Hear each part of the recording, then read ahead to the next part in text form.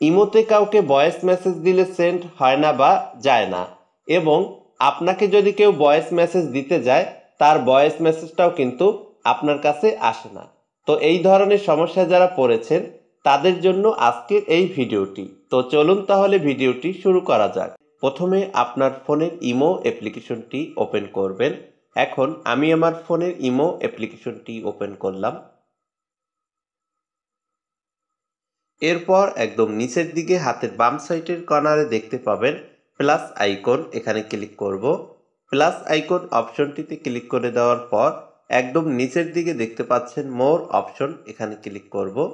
মোর অপশনটিতে ক্লিক করে দেওয়ার পর প্রথমে দেখতে পাবেন সুইচ অ্যাকাউন্ট, এরপর দেখতে পাচ্ছেন সিকিউরিটি অ্যান্ড প্রাইভেসি, এখানে ক্লিক করব। এরপর এখান থেকে একটু স্ক্রল করে একদম নিচের দিকে চলে আসব। তো এখানে দেখতে পাচ্ছেন ভয়েস মেসেজ, এখানে ক্লিক করব। ভয়েস মেসেজ অপশনটিতে ক্লিক করে দেওয়ার পর এরকম একটা ইন্টারফেস শো করবে। তো প্রথমে দেখতে পাচ্ছেন এভরিওয়ান, এরপর দেখতে পাচ্ছেন মাই কন্টাক্টস, এরপর দেখতে পাচ্ছেন কাস্টম, এরপর দেখতে পাচ্ছেন নোবডি। তো আপনি কি করবেন, প্রথমে এভরিওয়ান এই অপশনটি সিলেক্ট করে দিবেন।